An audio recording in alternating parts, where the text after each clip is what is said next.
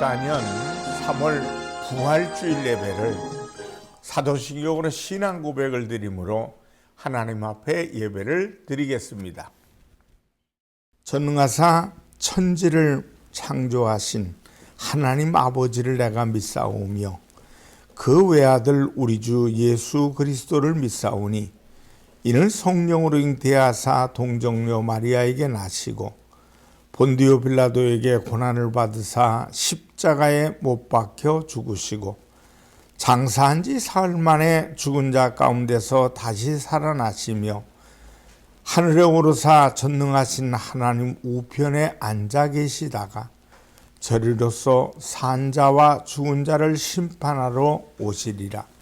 성령을 믿사오며 거룩한 공예와 성도가 서로 교통한 것과 죄를 사하여 주시는 것과 몸이 다시 사는 것과 영원히 사는 것을 믿사옵나이다. 아멘. 찬송가 160장으로 하나님께 영광을 돌립니다.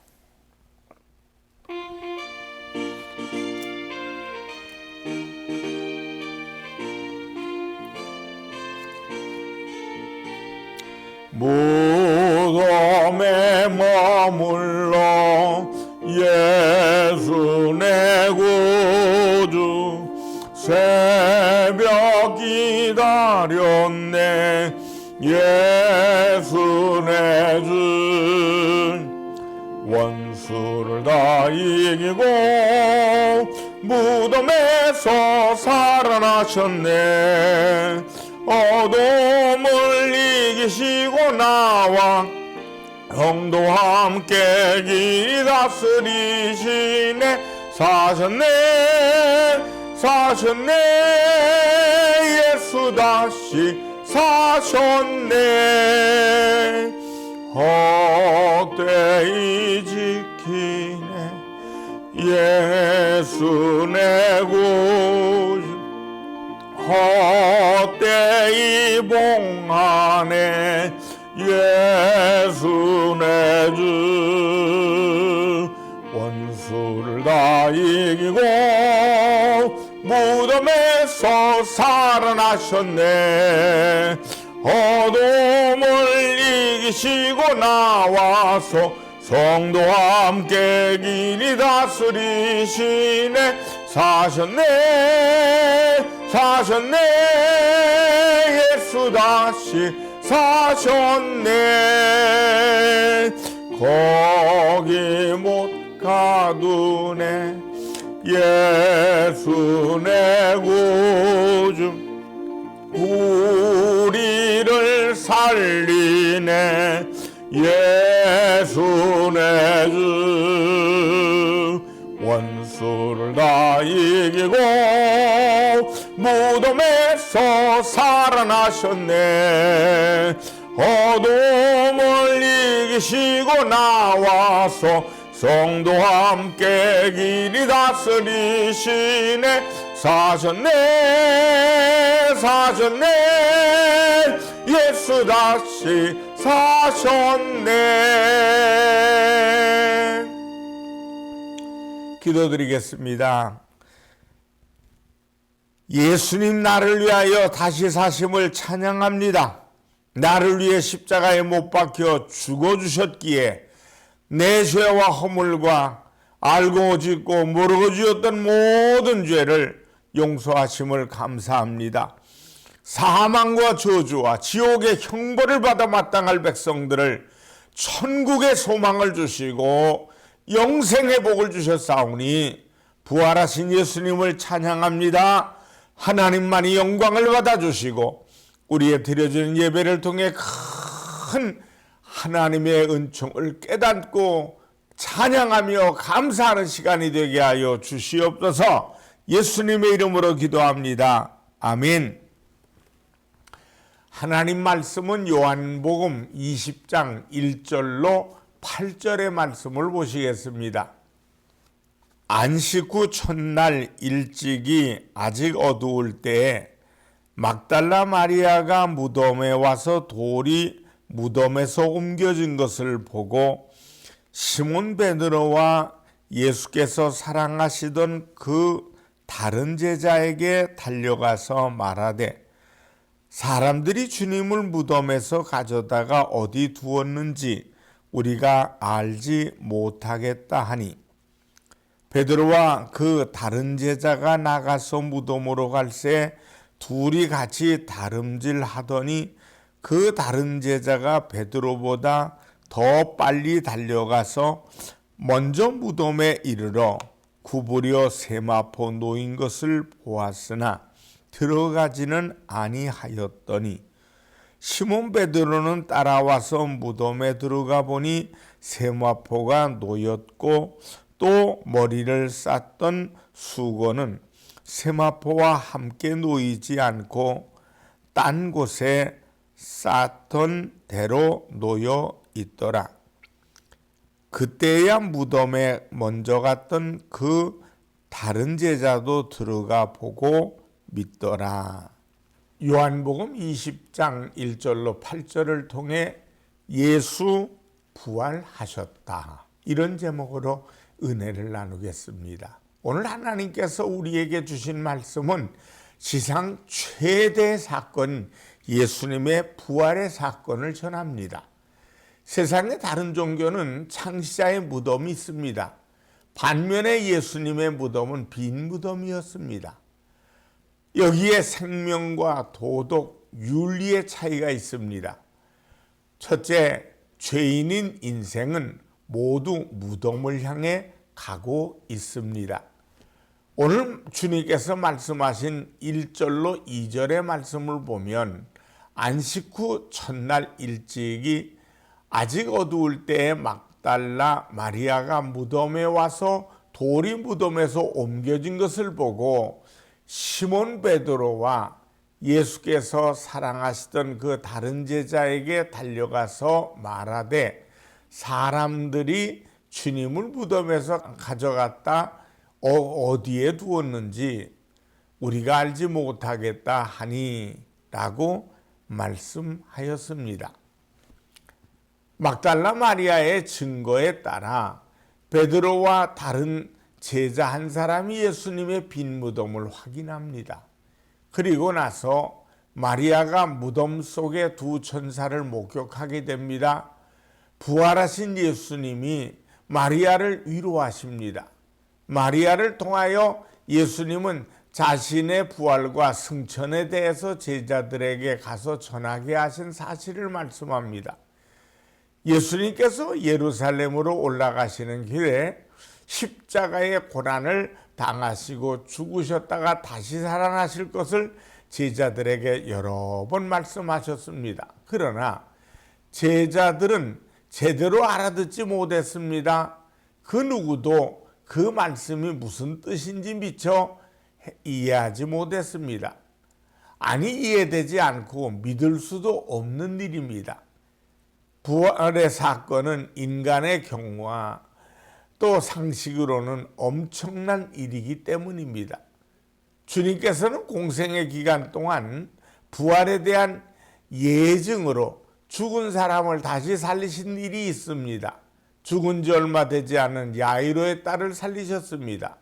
죽어서 장사를 지내기 위해 성을 빠져나가는 나인성 과부의 아들을 살리셨습니다. 또한 죽은 지 꽤 시간이 흘러 장사 지낸 지 나흘이나 된 친구 나사로를 무덤에서 불러내셨습니다.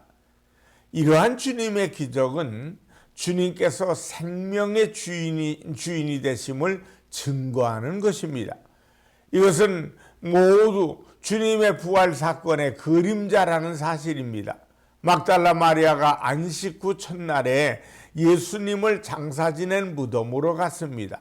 다시 살아나실 것으로 기대하고 간 것은 아니었습니다.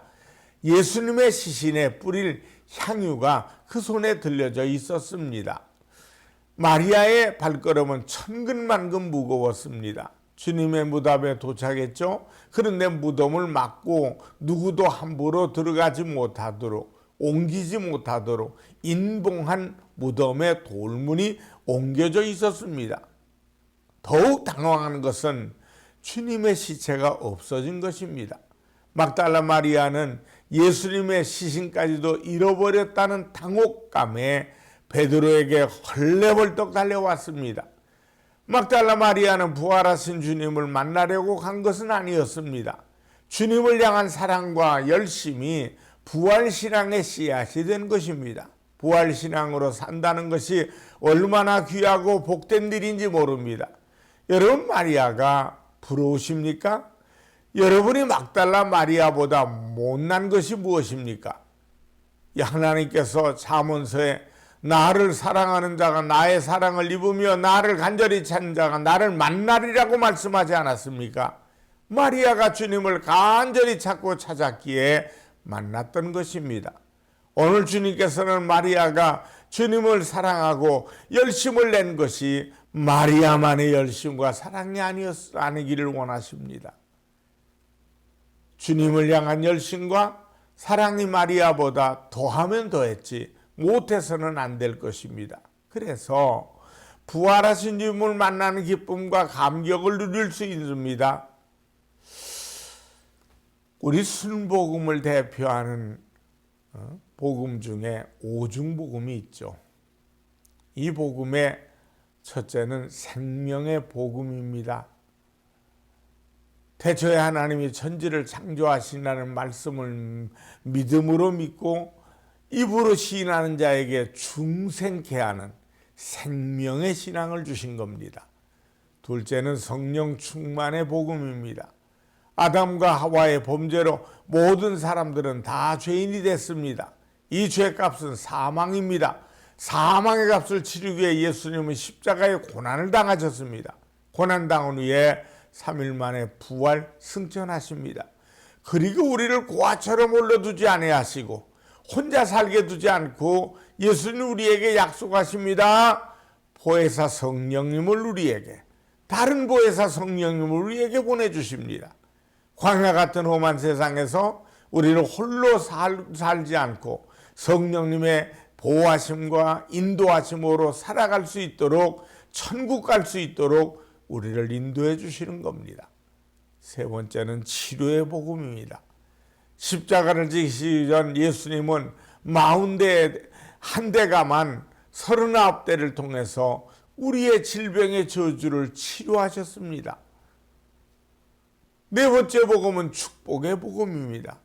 예수님께서 부유하신 자로서 가난하게 되심은 고린도후서 8장 9절을 보면 우리 주 예수 그리스도의 은혜를 너희가 알거니와 부유하신 이로써 너희를 위하여 가난하게 되심은 그의 가난함으로 말미암아 너희를 부유하게 하려 하심이라. 우리의 저주를 복으로 바꾸셨습니다. 우리가 세상에 사는 동안에 나눠주고 구워주고 베풀 수 있는 복을 받았습니다. 할렐루야. 다섯 번째는 재림의 복음입니다. 예수님 부활하신 것처럼 우리도 부활합니다. 나도 부활합니다. 이 신앙은 사람이 죽으면 끝이 아니라 영생이 있습니다. 영원한 나라, 하나님 나라에서 살게 될 것이라는 겁니다. 나를 나되게 하고 오늘 내가 믿음으로 살아야 하는 이유와 삶의 목적이 부활의 신앙, 재림의 신앙입니다. 주님께서는 사도 바울을 통해서 믿음, 소망, 사랑 이 세 가지는 항상 있을 것인데 그 중에 제일은 사랑이라고 말씀하십니다. 여기서 믿음은 전능하신 하나님께 대한 믿음입니다.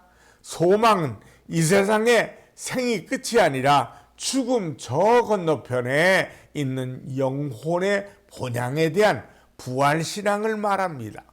사랑은 예수님의 십자가의 사랑을 말합니다. 과거와 현재와 미래가 별개가 아니라 높이와 넓이와 길이가 다른 공간이 아니듯이 서로 연결되어 있습니다. 부활의 신앙은 인간의 과학적 논리와 경험의 문제가 아니라 믿음의 문제입니다. 성경의 사건은 과학적 사고와 능력을 초월하는 초과학적 사건입니다.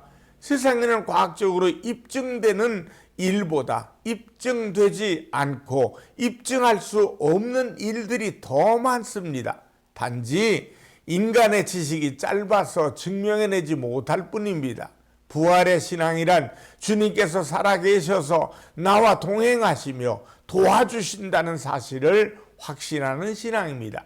그 신앙의 삶이 모든 것을 이기게 할 것입니다. 주님이 나와 함께 하심을 믿는가? 그분을 절대적으로 의뢰하고 걸어가느냐? 그것이 문제인 것입니다. 크게 두 번째로 부활의 주님께서 절망에 사로잡힌 인생을 먼저 찾아오셨습니다.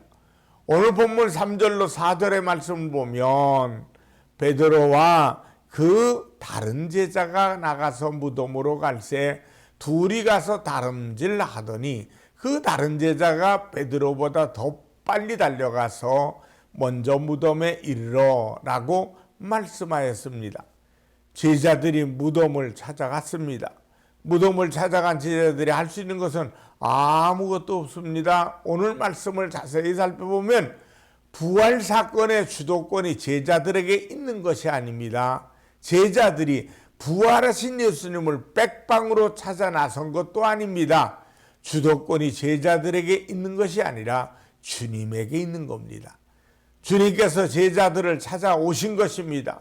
부활하신 주님께서 사랑하는 제자들을 다시 찾아오셔서 부활의 증인이 되게 하신 것입니다.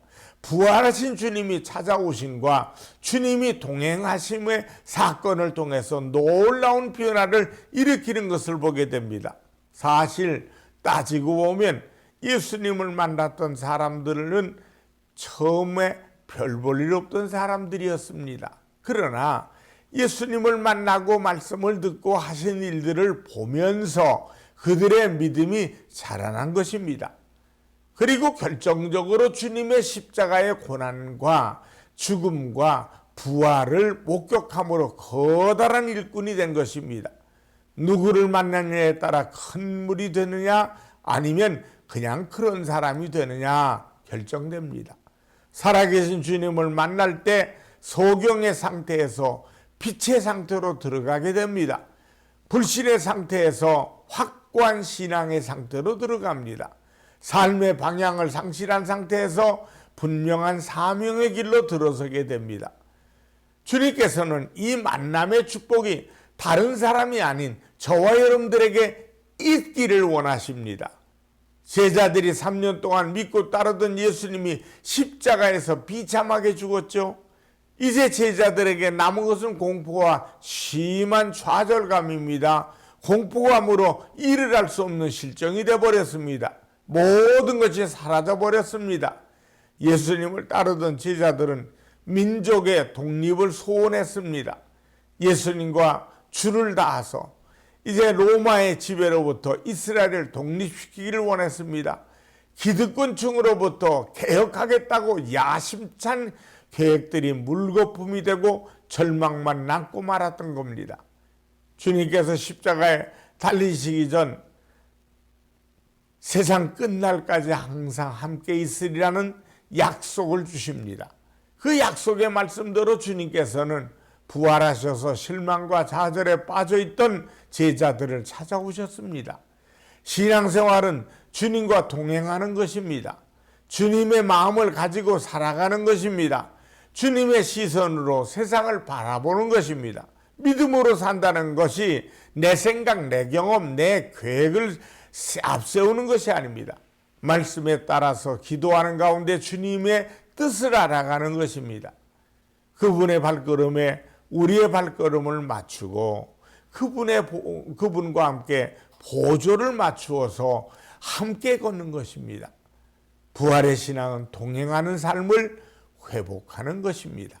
셋째, 빈 무덤과 수건과 세마포는 부활 신앙의 증거가 되었습니다. 오늘 본문 5절로 8절의 말씀을 보면 구부려 세마포 놓인 것을 보았으나 들어가지는 아니하였더니 시몬 베드로는 따라와서 무덤에 들어가 보니 세마포가 놓였고 또 머리를 쌌던 수건은 세마포와 함께 놓이지 않고 딴 곳에 쌌던 대로 놓여 있더라. 그때야 무덤에 먼저 갔던 그 다른 제자도 들어가 보고 믿더라. 말씀했습니다. 제자들은 예수님의 시신이 없어졌다는 막달라 마리아의 이야기를 듣고 급하게 무덤을 찾아갑니다. 그런데 무덤은 텅 비어 있습니다. 예수님을 싸서 이제 동였던 수건과 세마포가 가지런히 정리되어 있습니다. 이것은 누군가 예수님의 시신을 도적질했다는 것이 아님을 뜻하는 것입니다. 제자들에게 참믿음, 부활의 신앙을 주기 위함이었습니다. 하지만 제자들은 주님의 부활을 쉽게 받아들이지 못하였습니다. 인간의 상식으로 이해 안 되죠. 지식으로 도저히 용납되지 않는 사건이기 때문입니다. 주님을 사랑하고 주님을 따르던 사람들은 부활 사건에 대하여 의심하고 또 의심하였습니다. 그러나 예수님께서 포기하지 않으십니다. 주님께서는 끝까지 제자들을 사랑하시고 만나주시고 부활신앙을 가지도록 가르치십니다. 그 대표적인 사건이 누가복음 24장에 나옵니다. 엠마오로 가는 두 사람의 이야기입니다. 부활하신 주님께서는 엠마오 길에서 글로바와 다른 제자들을 만나 주셨습니다. 그들은 주님과 함께 걸었지만은 주님이신지를 알아보지 못하고 함께 동행했습니다. 주님이 안 계신 것이 아니라 알아보지 못한 겁니다. 주님은 오늘 저와 여러분들을 만나주시고 계신다는 사실을 기억하시기 바랍니다. 예수님의 부활은 인간이 당해야 할 하나님의 저주와 심판의 죽음의 문제를 해결하시기 위함입니다. 예수님의 무덤에 인봉한 돌이 옮겨지고 다시 살아나신 것은 죽음의 권세를 파괴하고 영원한 생명으로 돌아가셨음을 뜻합니다. 또한 예수님 안에서 새 생명을 얻게 되므로 죽음의 공포와 두려움에서 해방되는 것입니다. 예수님의 부활은 죄가 정복된 것을 뜻합니다. 사단이 인간을 죄에 빠뜨려 그 결과 인생은 무덤에 썩어야만 했습니다. 사망의 저주를 받아야만 했습니다. 그러므로 죽음은 죄를 상기시키는 저주의 표시입니다. 그러나 예수님의 부활로 죄에 대해서 승리했습니다. 에덴 동산에서 쫓겨난 인생들에 의해 건설된 이 세상은 점점 어두움의 수렁 속으로 빠져들어가고 있습니다. 오늘 정치, 경제, 사회, 문화 전반적인 것에서 하나님의 뜻보다는 온갖 거짓, 탐욕, 타락으로 가득 차 있습니다. 범죄와 전쟁을 선포하고 뿌리를 뽑으려고 하지만은 그때 잠깐뿐이죠. 오늘 누가 부활의 증인입니까? 예수님께서는 저와 여러분들의 부활의 증인을 찾으시고 부르시고 계십니다. 이것을 위하여 가장 중요한 것은 부활에 대한 믿음입니다. 부활신앙입니다. 부활신앙이 내 가슴 속에 믿어지지 않으면 나와는 아무런 상관이 없습니다. 부활의 주님, 생명의 주님과 동행할 수 있다면 우리의 삶은 달라지는 것입니다. 부활의 신앙은 어떤 어려운 문제라도 주님께서 함께 계심을 믿는 믿음입니다. 부활하신 주님을 믿는 믿음 안에서 확고히 서 있다면 환경이 문제가 되질 않습니다.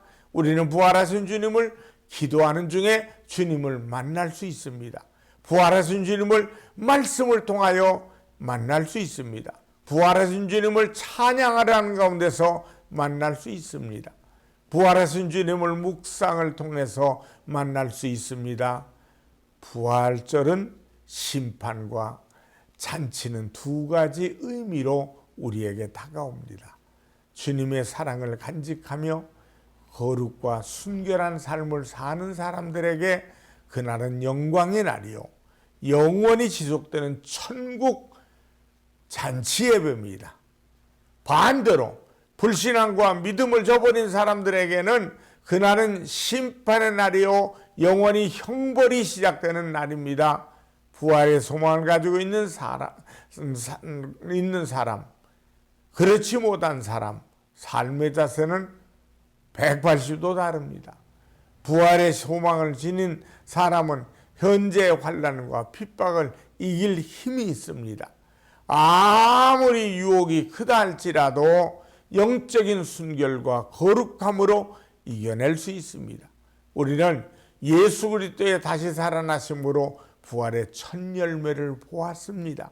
이제 그와 연합하고 우리도 그와 함께 예수님 살아나신 것처럼 우리도 살아나야 됩니다.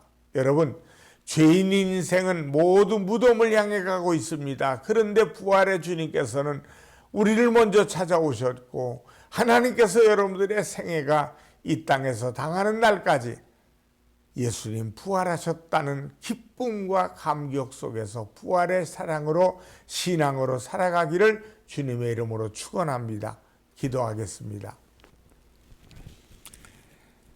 예수님 나를 위해 십자가에 못 박혀 죽어주셨고 죽은 지 사흘 만에 주님은 부활하셔서 우리에게 참 소망, 천국을 소유하게 하셨사오니 감사합니다. 우리의 생명 다하기까지 주님을 사랑하게 하시고 주님을 찬양하며 부활의 주님과 동행하는 우리의 평생의 삶이 되도록 인도하여 주시옵소서. 영혼이 잘된 같이 범사도 잘되게 하시고 영혼이 잘된 같이 강건하게 하여 주시옵소서. 예수님의 이름으로 기도드리옵나이다. 아멘. 헌금을 위해 축복합니다. 살아계신 하나님 앞에 정성껏 믿음의 씨앗을 바쳤습니다.